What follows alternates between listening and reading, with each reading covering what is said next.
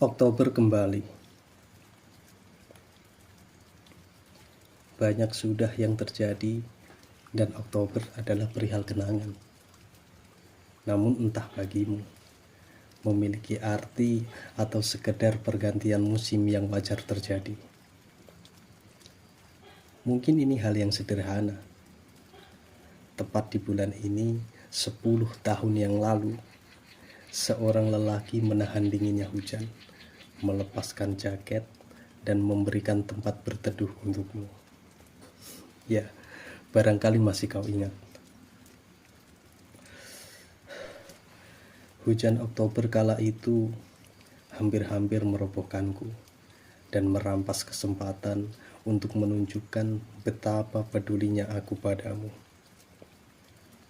Berdua kita menatap langit, seolah merakit doa yang sama, padahal tidak. Aku meminta pada pemilik semesta alam agar sedikit saja memambatkan hujan, bukan menghentikannya.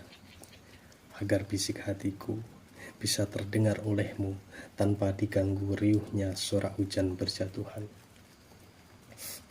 Sudah terbayang olehku, gerimis selirih mengiringi, sahut berganti kodok dan jangkrik menggenapi malam sempurna kita berdua.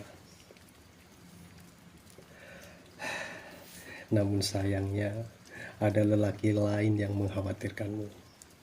Karena sedari tadi, dering ponselmu tak mau berhenti. Ya, kukatakan, sudah, tak apa-apa. Angkat saja. Anggap saja aku tak ada. Dan bersikaplah biasa saat menyapanya.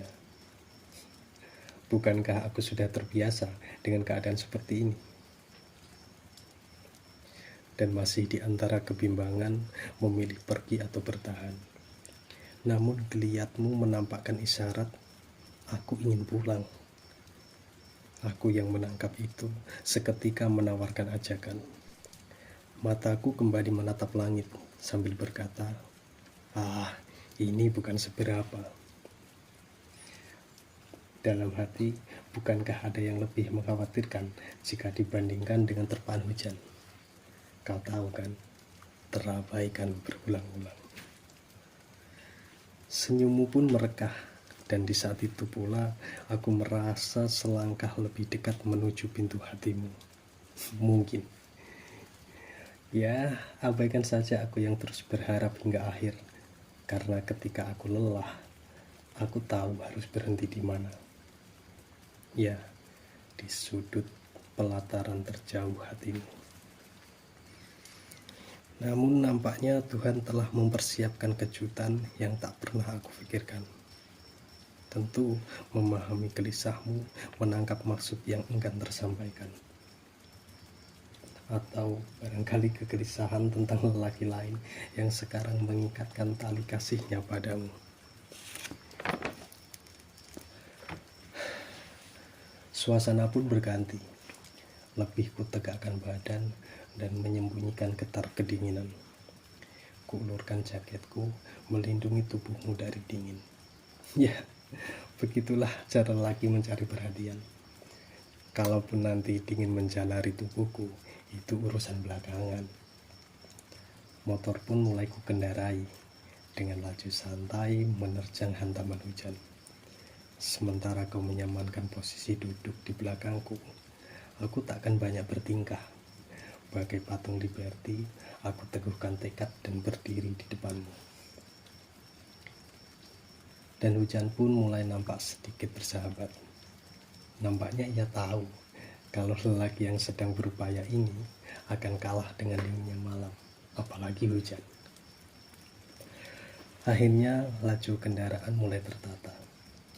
Yang sebelumnya berantakan lantaran derasnya hujan, kini suasana pun mulai terasa sedikit lebih hangat saat kau ucap pelan-pelan saja.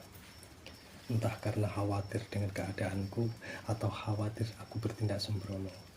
Yang jelas, hal itu menenangkan dan membahagiakan. Ya, setidaknya untuk setengah jam ke depan, aku bisa menikmati suasana hangat ini bersamamu. Beberapa menit kemudian, engkau membuka obrolan. Sayangnya, pertanyaanmu sedikit membuatku merasakan tusukan tepat di dada. Ya, pertanyaan yang aku khawatirkan. Di saat aku benar-benar bahagia, kau menanyakan perihal kabar seorang lelaki yang aku kenal. Seketika hangat pun serasa memanas dan hampir-hampir mengeringkan bajuku. Nampaknya belum ada celah untuk kusisipkan rasaku padamu, dan aku berharap kembalilah hujan dengan sekuat-kuatnya. Seketika aku menjadi badut yang murka. Di saat bersamaan, aku menghibur dan menenangkanmu, serta harus membendung ledakan amarah. Nampaknya aku akan tetap jadi yang kedua, menjadi peran pengganti yang siap mengusap air mata. Namun sementara tak apa, karena aku masih memiliki keyakinan segala upaya tak akan direnggut dengan mudahnya. Ya, demikianlah aku ciptakan penawar untuk sakit atas pahitnya kenyataan. Karena memilikimu bukanlah keharusan, namun bahagiamulah yang ingin kuciptakan. Benar-benar pecundang yang tak ingin ditertawakan. Dan kita pun pada akhirnya tetap tertawa. Engkau dengan riang meninggalkanku sambil menyimpan kabar lelaki idamanmu, sedang aku menertawai diri sendiri. Sejenak terbersit bahwa aku mungkin sedang dipermainkan keadaan. Aku yang lebih dulu mengenalmu, yang lebih tahu tentangmu, harus menjadi kotak pos di antara kalian.